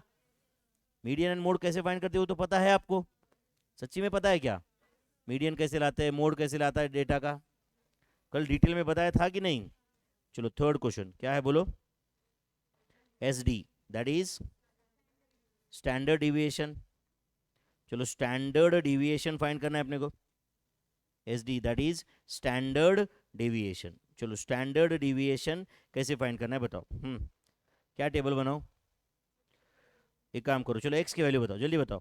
15, 25, 35, 45।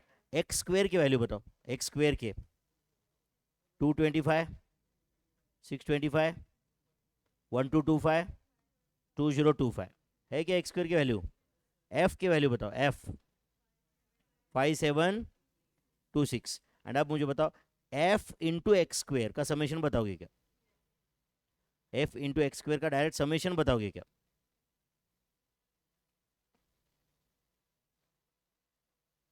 बोलो, summation of f into x square कितना है? 225 इंटू 5 मेमोरी प्लस कितना? 20,100। पक्का क्या बच्चों? चलो फिर S D is equal to, चलो मुझे फॉर्मूला बताओ। अंडर रूट, बोलो मेरे भाई, summation of F x square divided by capital N minus x bar का स्क्वेयर। तो summation of F x square कितना है बताओ? 20,100 डिवाइडेड बाय 20 था ना समेशन, माइनस एक्स बार कितना था बताओ? अरिथमेटिक मीन, अरिथमेटिक मीन क्या था? 29.50 का स्क्वायर। टफ था क्या ये? करोगे कैलसी पे? 20,100 divide by 20 memory plus 29.50 into M minus memory recall का स्क्वायर रूट। Answer is 11.60818676662। ऐसे कुछ आंसर है क्या? है क्या मेरे भाई? तो क्या फॉर्मूला यूज किया एस डी का? Under root summation of F x square divided by capital N minus x bar का स्क्वेयर। कुछ गया दिमाग में? और क्या पूछा आपने को बोलो इसी क्वेश्चन में? Quartile deviation. क्वार्टाइल डेविएशन का क्या फॉर्मूला होता है? Q3 minus Q1 divided by 2। चलो उसके लिए पहले Q3 एंड Q1 लाना पड़ेगा।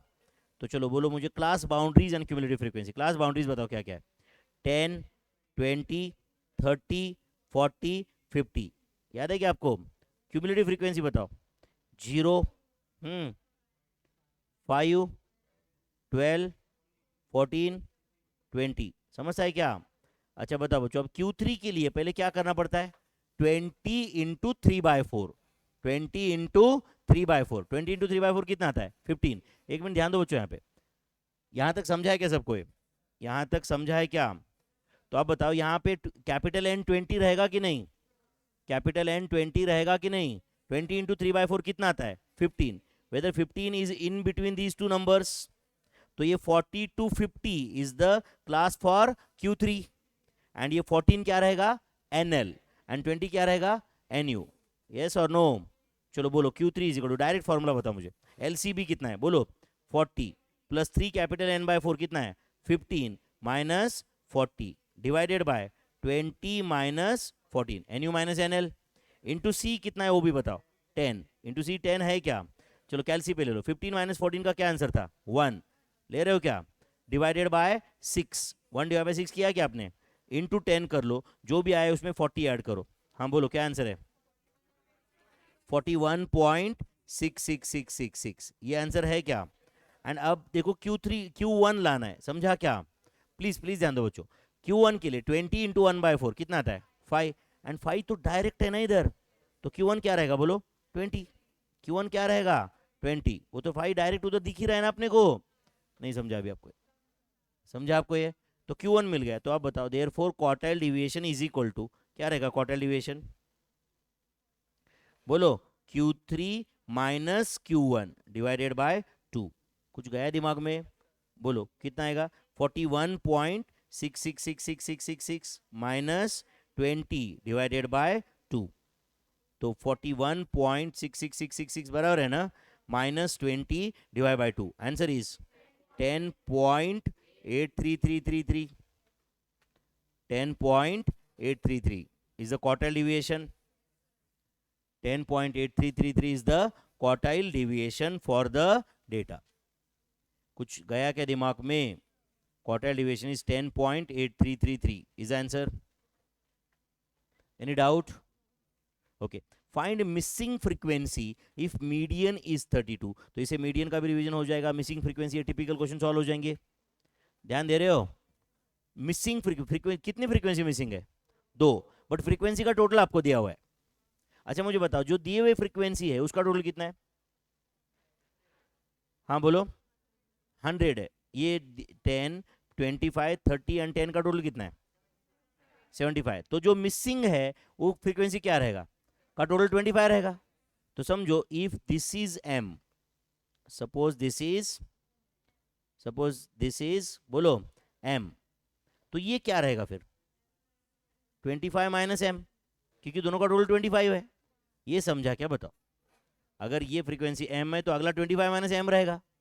अच्छा और डेटा का मीडियन दिया हुआ है आपको, क्या दिया हुआ है डेटा का मीडियन, यस और नो, एंड अपने को क्या फाइंड करना है m एंड 25 माइनस m की वैल्यूज फाइंड करना है। चलो मीडियन फाइंड करने के लिए पहला स्टेप क्या रहता है, class boundaries and cumulative frequency, cumulative frequency कौन से टाइप का, लेस देन टाइप का, चलो क्लास बाउंड्रीज बताओ 0 10 20 30 40 50 60, क्यूमुलेटिव फ्रीक्वेंसी बताओ 0 10 10 plus m 35 plus m 65 plus m 90, समझा क्या कैसे, 65 plus m plus 25 minus m, m and minus m cancel हुआ, टोटल 90 है, प्लस 10 100, ये 100 तो आने ही वाला था ना भाई। अच्छा बताओ बच्चों ये 100 मतलब कैपिटल N है क्या, ये 100 मतलब कैपिटल N है क्या, तो बोलो बच्चों 100 कैपिटल N है। मुझे बताओ मीडियन क्या था डेटा का 32, अपने को मीडियन पता है पता नहीं है, पता है 32, तो 32 मीडियन है मतलब 30 to 40 is the median class, नहीं समझा आपको, यहाँ पे स्टूडेंट जनरली ट्रैक छोड़ देता है, समझता है क्या, फिर उसको समझता ही नहीं सर कैपिटल N/2 50 कहाँ है, समझा क्या, जब मीडियन दिया है तो मीडियन क्लास का कंफ्यूजन है ही नहीं, यहाँ पे मैं लिखता हूं एज मीडियन इज 32, समझा क्या, देयरफॉर बोलो median class is 30 to 40, median class is 30 to 40, yes और नो, तो बोलो एलसीबी ऑफ मीडियन क्लास क्या है 30, यूसीबी ऑफ मीडियन क्लास क्या है 40, therefore c is 10, class with 10 रहेगा क्या, एंड बोलो एन यू क्या रहेगा, n u 65 plus m, and n l क्या रहेगा 35 प्लस m, अरे ये होता है ना एन यू एन एल, ये एन एल याद है क्या आपको ये, एंड ये क्या रहेगा n u, and this is l c b of median class, this is u c b of median class, l c b u c b, समझा सबको। चलो बोलो फिर अभी मुझे बताओ मीडियन का फॉर्मूला जानते हो क्या आप, याद आ रहा है क्या मीडियन का फॉर्मूला, बताओ मीडियन का फॉर्मूला बताओ, l c b plus 1/2 capital N minus NL divided by NU minus NL into C, सही है, बोलो मीडियन कितना था 32, LCB कितना है 30, 1/2 कैपिटल N कितना है 50 माइनस NL, NL बताओ कितना है 35 plus M divide by NU बताओ NU 65 plus M 65 plus M minus 35 minus M, या तो माइनस ब्रैकेट में लिखो 35 प्लस M, बराबर है ना समझा क्या, इनटू 10। कुछ गया दिमाग में एक काम करो 32 माइनस 30 करो पहले, कितना आता है 2, डाउट है कुछ, इज इक्वल टू, बोलो न्यूमरेटर क्या आएगा 15 माइनस M आएगा कि नहीं, डिनोमिनेटर क्या आएगा बोलो 30, डिनोमिनेटर सिर्फ 30 रहेगा, ये M एंड माइनस M तो कैंसिल हुआ, यस और नो, इनटू 10 रहेगा क्या ये, बताओ 2 इज इक्वल टू क्या आएगा 15 minus M divided by 3, 3 into 2 इधर लो तो 6 इज इक्वल टू, बोलो 15 minus M, therefore M is equal to 9, yes और no, and 25 minus M is equal to क्या रहेगा फिर 16, नहीं समझा आपको, therefore missing frequencies are 9 and 6, या 16 एंड 9 भी चलेगा क्या, नहीं चलेगा, it has to be 9 and पहला 9 है, मिसिंग फ्रीक्वेंसीज आर, बोलो 9 कॉमा 16 टफ था बच्चों ये क्वेश्चन, समझा क्या सबको, मिसिंग फ्रीक्वेंसीज आर 9 कॉमा 16, तो एग्जाम में इतना रफ में सिस्टमेटिकली लिखेंगे क्या ये सब, आपको लगता है कि नहीं सर फिर भी टाइम तो लगेगा, कुछ टाइम नहीं लगता यार, ये सब अननेसेसरी एक्सप्लेनेशन लिखा है मैंने सब आपको समझाने के लिए, आप डायरेक्ट पहले ही फॉर्मूला लिखोगे ना यार उधर, एंड ये फॉर्मूला LCB प्लस वो तो क्यों लिखोगे यार, डायरेक्ट यूज करोगे ना वो तो, करेक्ट और नॉट, ऐसा लगता है पेपर पे आप, बट आप मेरे ख्याल से आप जानते हो कि खुद सॉल्व करना है, रफ में करने के लिए बहुत कम टाइम लगता है ना, इनफैक्ट रेगुलर बैच वालों ने बहुत सारे पेपर सॉल्व किया, अगर इज्जत से किए तो समझता है सबको कि time is not a problem, अगर प्रैक्टिस सफिशिएंट है तो, बराबर है कि नहीं, तो missing frequencies are 9 and 16, next question, mode is 66, find missing frequency, mode क्या है बोलो 66, फाइंड मिसिंग फ्रीक्वेंसी, अब बताओ बच्चों, मोड 66 है मतलब 60 to 70 is the modal class, modal class क्या है इसमें कोई डाउट ही नहीं है हमें, यहां पे लिखता हूं एज मोड इज, बोलो मेरे भाई 66, modal class is, modal class is 60 to 70, तो बताओ जो मॉडल क्लास का फ्रीक्वेंसी रहेगा उसको F0 बोलते हैं, तो बोलो F0 क्या है 28, F माइनस 1 क्या है बोलो 22, एंड F1 क्या है बताओ M, समझो मिसिंग फ्रीक्वेंसी M ले लेते, चलेगा क्या, नहीं समझा आपको, let missing frequency be M, ऐसे मैं ले लेता हूं यहाँ पे, चलेगा क्या, यहाँ पे let missing frequency be M, हमें M फाइंड करना है ना अभी, missing frequency be M, do you agree my friends, हाँ चलो मोड का फॉर्मूला बताओ मुझे, मोड का जल्दी बताओ, LCB plus F0 minus F minus 1 divided by 2F0 minus F minus 1 minus F1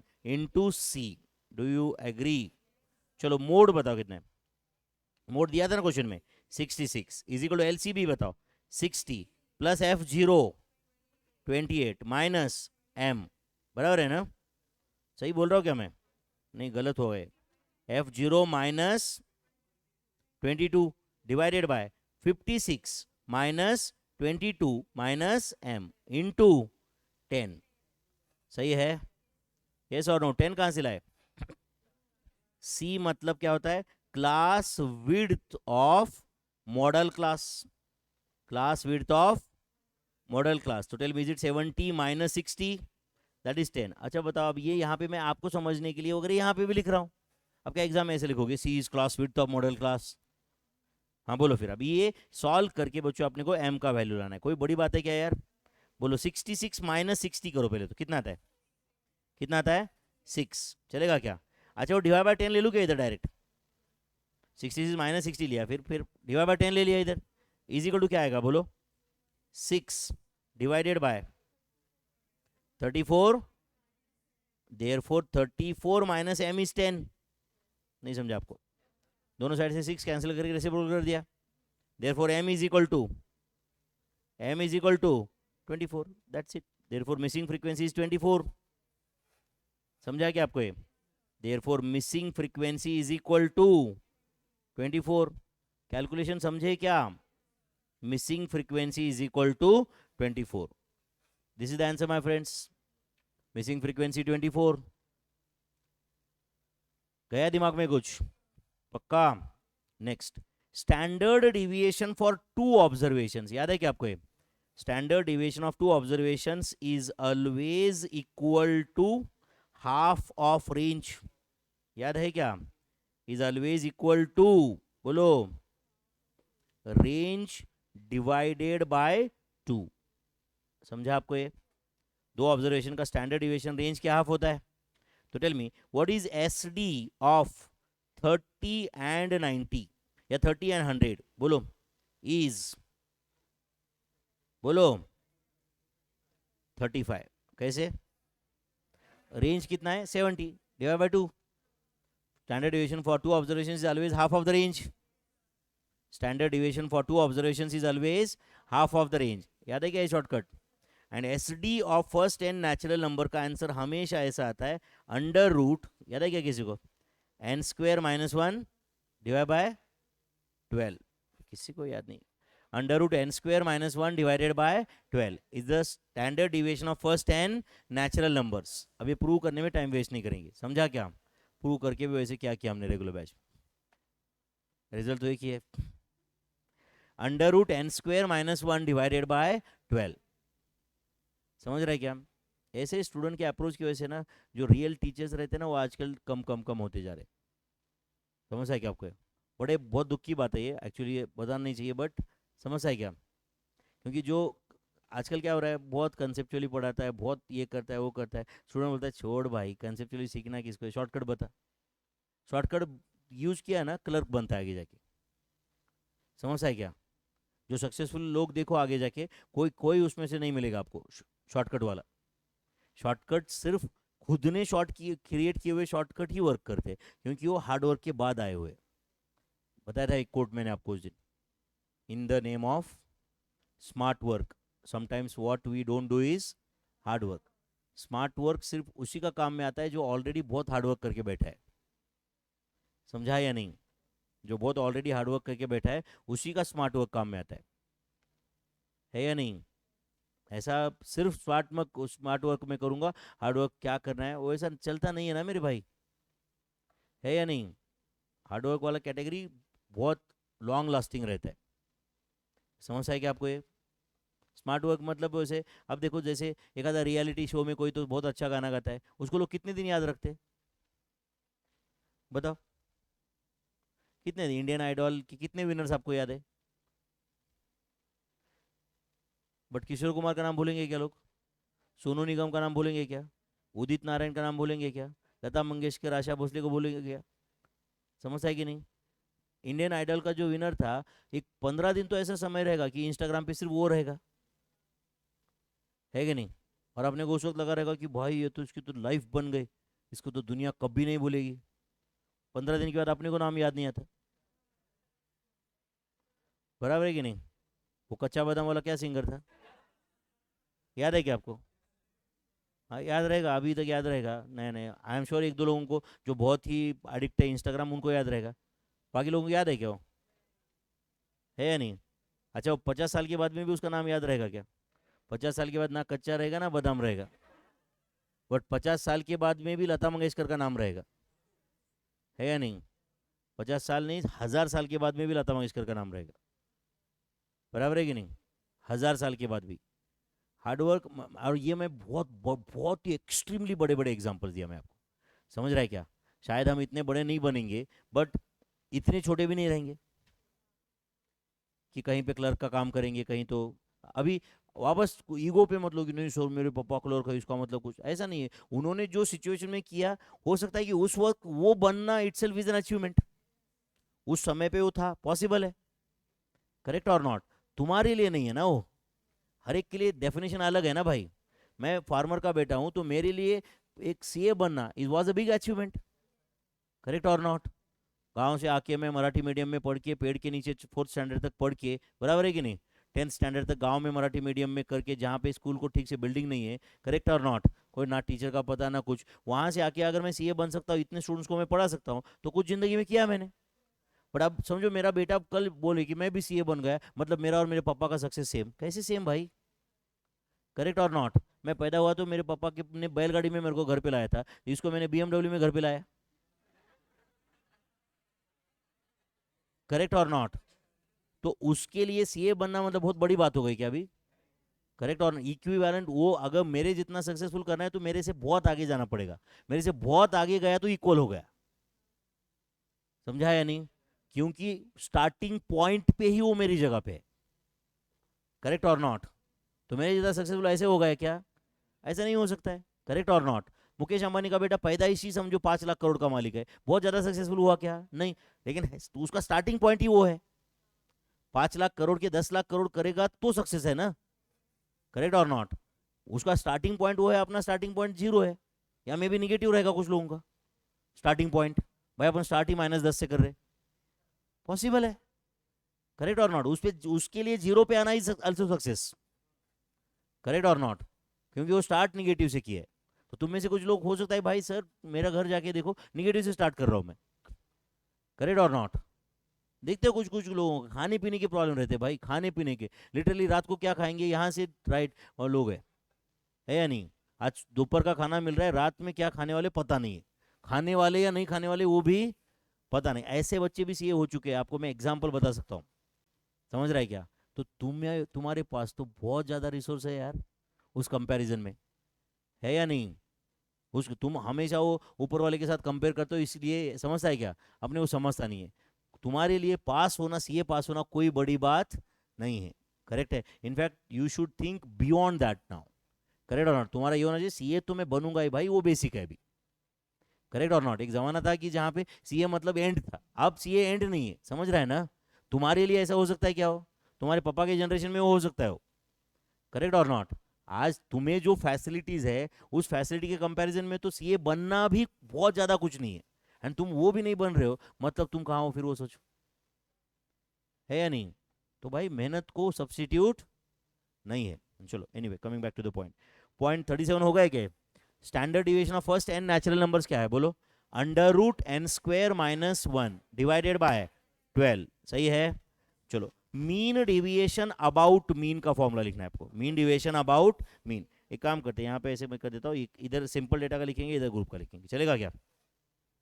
चलेगा क्या? क्या फॉर्मूला है मीन डिविएशन अबाउट एम का बोलो? Summation of absolute value of x - am divided by small n. Calculation तो करने आएगा ना फिर, एंड ग्रुप डेटा के लिए बोलो summation of f into absolute value of x - am divided by capital N। सही है क्या भाई? Next, mean deviation about median बोलो summation of absolute value of x - median divided by small n. And इधर बोलो summation of f into absolute value of x - median divided by capital N। सही है? Mode बोलो, mode मतलब mean deviation about mode, समझ रहे हैं ना? समेशन ऑफ बोलो absolute value of x minus mode, ऊपर मैंने हेडिंग लिखा है मीन डिविएशन अबाउट, समझ रहे हैं ना? तो ये मीन डिविएशन अबाउट मोड ऐसे पढ़ना है, divided by small n. And इधर क्या रहेगा बोलो summation of f into absolute value of x minus mode divided by capital N की जगह समेशन ऑफ f भी लिखा चलता है, ऊपर भी कैपिटल N या समेशन ऑफ f जो लिखना है लिखो, बात तो एक ही है ना? क्वार्टाइल डेविएशन मतलब सेमी इंटर क्वार्टाइल रेंज का क्या फॉर्मूला होता है बोलो? Q3 minus Q1 divided by 2। Next, coefficient of quartile deviation का क्या फॉर्मूला बोलो? Q3 minus Q1 divided by Q3 plus Q1 into 100। Into 100 करने से वो परसेंटेज में आता है। Coefficient of quartile deviation Q3 minus Q1 divide by Q3 plus Q1 into 100। कुछ जाता है बच्चों दिमाग में? अच्छा, if y is equal to a plus b x, if y is equal to a plus b x, then आप मुझे बताओ am ऑफ y का क्या फॉर्मूला होता है? am ऑफ y का बोलो a plus b into am of x। ऐसे क्यों बच्चों? क्योंकि am is affected by change of origin as well as by change in scale. तो x को हटा के am ऑफ x डाल दो, y को हटा के एम ऑफ वाई डाल दो, तो जो भी लीनियर इक्वेशन है वो एज इट इज वर्क करेगा। चलो मीडियन ऑफ वाई का फॉर्मूला बताओ, मीडियन ऑफ वाई बोलो। Median of Y is equal to a plus b into median of x. आप लिख रहे हो क्या? तो median is also affected by change of origin as well as by change in scale. And next mode of Y is equal to a plus b into mode of x. And बताओ बच्चों, ये जो भी मैंने formula लिखा है इसका logic क्या है? M median mode are affected by change of origin as well as by change in scale. ऐसे लिखो मैं, m comma median comma mode, GM HM नहीं रहता है बच्चों इसमें। आर अफेक्टेड बाय बोलो change of origin as well as by change in scale. AM, median and mode all are affected by change of origin as well as by बोलो change in scale. समझा बच्चों? Next, if y is equal to a plus b x then r y, मतलब इसको कैसे पढ़ेंगे? Range of y is equal to बोलो क्या रहेगा? Absolute value of b into range of x। याद है क्या आपको ये? तो देखो फॉर्मूला में a आया ही नहीं। क्यों नहीं आया? क्योंकि range M D S D Q d is affected only by change in scale. समझो मैंने सारे नंबर में 15 ऐड किया, रेंज चेंज होता ही नहीं। क्यों? हाईएस्ट नंबर भी 15 से बढ़ गया, लोएस्ट भी 15 से बढ़ गया, तो डिफरेंस तो सेम ही रहेगा ना। Same concept is applicable for M D S D and Q D. Next बताओ, M D of Y is equal to बोलो मेरे भाई absolute value of b into M D of x. Next, S D of Y is equal to absolute value of b into S D of x. तो देखो बच्चों, कोई भी equation दिया तो उसको y is equal to a plus b x के form में पहले लाने का, समझा क्या? एंड फिर ये फॉर्मूला यूज करें। मतलब अगर समझो इक्वेशन आपको 3x plus 5y is equal to 80 दिया, तो भी आपने उसको ऐसे करने का, 5y is equal to 80 minus 3x, y is equal to 80 by 5 minus 3 by 5 into x. ये आ गया ना y is equal to a plus b x के फॉर्म में। यहाँ पे a का वैल्यू 80 बाय 5 है, b का वैल्यू माइनस 3 बाय 5 है, and absolute value b 3 by 5 है। तो पहले जो भी इक्वेशन दिया है उसको y is equal to a plus b x के फॉर्म में लाने का, एंड फिर ये फॉर्मूला यूज करने का। समझता है क्या? यस और नो? एंड नेक्स्ट बोलो, quartile deviation of y is equal to absolute value of b into quartile deviation of x. Do you agree my friends? तो ये measure absolute measures of dispersion के लिए फॉर्मूले है, सही है क्या? एंड टेल मी, ये सब जो भी मैंने लिखा वो क्या बेसिस पे लिखा? हाँ बोलो, range M D S D Q D are affected by बोलो change in scale but not by change of origin, change या shift of origin, बराबर है ना? but not affected by change of origin। समझा बच्चों ये? एंड जो M median mode है बच्चों, उसमें अगर समझो equation y is equal to a plus b x के फॉर्म में नहीं है, तो उसको इस फॉर्म में लाने की जरूरत भी नहीं है। सीधा सीधा जो इक्वेशन है उसमें x की जगह एम ऑफ एक्स डाल दो, y की जगह एम ऑफ वाई डाल दो, या अगर x की जगह मीडियन ऑफ एक्स डाल दो, y की जगह मीडियन ऑफ वाई डाल दो, क्योंकि anyway it is affected by both. नहीं समझा आपको मैं क्या बोलूं? Anyway it is affected by change of origin as well as by change in scale. बस मैं जानता हूं टाइम हो गया, 5-7 मिनट कंटिन्यू करते चलेगा ना? मुझे इशारे से तुम बता रहे हो, मैं समझ रहा हूं, है कि नहीं? कुछ लोग ऐसे इशारे से बताते हैं मुझे, ऐसे दे मेरे सामने देखते ऐसे, मतलब अंदर से क्या बोल रहे, कमीने वॉच देख, बराबर है कि नहीं? बड़बड़ किए जा रहा है, बराबर ना? इधर भूख लगी है, नाश्ते का टाइम हो गया है कि नहीं? ये मैच वैच होता रहेगा, इडली वेट कर रही है कि नहीं? बराबर है ना? उधर समोसा खत्म हो गया तो प्रॉब्लम है ना? हो गई क्या भाई? ये डिस्पर्जन वगैरह होता रहेगा, और क्या है कि नहीं? चलता रहता है डिस्पर्जन, सालों साल से यही है ना? बराबर है ना? समोसा खत्म हो सकता है ना, लेकिन ये हो गया क्या भाई? ओके, बस ये लास्ट पॉइंट देखते हैं। ध्यान दे रहे हो सब लोग? ये इंपॉर्टेंट है बच्चों। अच्छा एक डेटा है समझो तुम्हें दिया हुआ, प्लीज ध्यान दो बच्चों, डेटा अच्छे से ध्यान दो, जिसका ओल्ड अरिथमेटिक मीन 30 है, मीडियन 50 है, मोड 60 है, रेंज 70 है, एमडी 28 है, एसडी 36 है, क्यूडी 55 है। ध्यान दे रहे हो क्या? ओल्ड डेटा के हिसाब से ऐसा है समझो। मुझे बताओ if 25 is subtracted from each observation, समझा क्या? तो नए डेटा का अरिथमेटिक मीन क्या आएगा? 5, 30 माइनस 25, क्योंकि सारे नंबर से 25 डिडक्ट किया तो अरिथमेटिक मीन भी 25 से कम हो जाता है। फिर मीडियन क्या होगा? 25, 50 माइनस 25, मोड क्या हो जाएगा? 35, 60 माइनस 25, रेंज क्या रहेगा? 70। नहीं समझा आपको? कैसे? बिकॉज सारे नंबर से 25 डिडक्ट किया, रेंज को कोई फर्क नहीं पड़ता। एमडी 28, 36, 55। ये समझा क्या? बताओ। ये समझा? ये समझा तो ऊपर के दोनों सेंटेंस समझे आपको, ऐसे बोल सकते हो आप। अच्छा अब बताओ, if every observation is increased by 5, सारे नंबर में 5 ऐड किया, अब ओल्ड डेटा के साथ ही कंपेयर करो, समझा ना? ये भूल जाओ, समझा ना? ये नया क्वेश्चन आ गया अभी। हाँ चलो बोलो, सारे नंबर में 5 ऐड किया तो नए डेटा का अरिथमेटिक मीन क्या आएगा? 35, क्योंकि पहले 30 था। हाँ चलो नेक्स्ट, 55, 65, 75, सॉरी ये रेंज है ना, बोलो 70, 28, 36, 55। Do you agree? If every observation is multiplied by 10, arithmetic mean क्या होगा? 300। ओल्ड डेटा के साथ देखो, इसके साथ ही कंपेयर करो भाई, समझा क्या? Is it 300? हाँ चलो नेक्स्ट, 500, 600, 700, 280, 360, 550। सही लिखा क्या मैंने? क्यों? एम मतलब रेंज एमडी भी चेंज होता है। Yes, because it is also affected by change in scale. Correct और not? Next, if every observation is divide by 20, divided by 20, तो 30 डिवाइड बाय 20, आंसर 1.50, 2.50, 3। सही है क्या? हाँ देन 3.50, 1.40, 1.80, 2.75। समझा आपको? ये कंसेप्ट कुछ समझा क्या?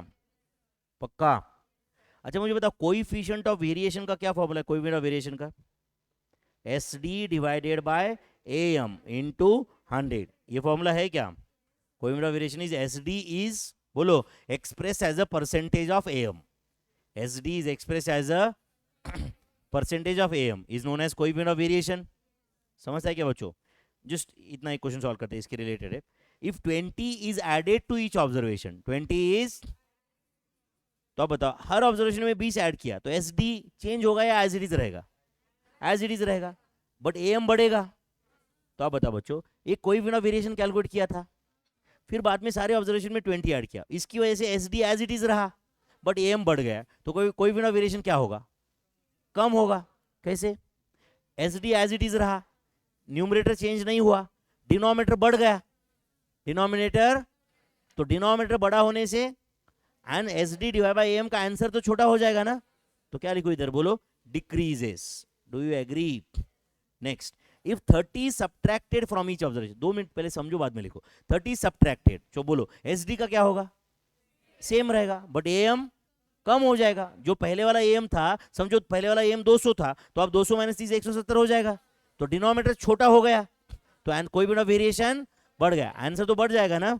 Answer is next, if every observation is multiplied bye 80, if every observation is multiplied bye 80, तो पहले जो एस डी था, क्या ना इसे, अब वो पहले एस डी का जो भी एस डी था इंटू 80 हो जाएगा, it will become 80 times, and arithmetic mean भी 80 टाइम्स हो जाएगा, तो न्यूमरेटर इंटू 80, डिनोमिनेटर इंटू 80, वो 80 कैंसिल हो जाएगा, तो क्या ना इसे, answer is remains same. Do you agree? Standard deviation remains same, and same यहाँ पे, if every observation is divide by 100, S D क्या होगा? जो भी पहले का S D divide by 100, A M जो पहले का ए एम डिवाइड बाय 100, तो न्यूमरेटर डिनोमिनेटर को दोनों को 100 से डिवाइड होगा, तो एनीवे कैंसिल ही हो जाएगा वो, तो क्या आंसर लिखो? Remain same.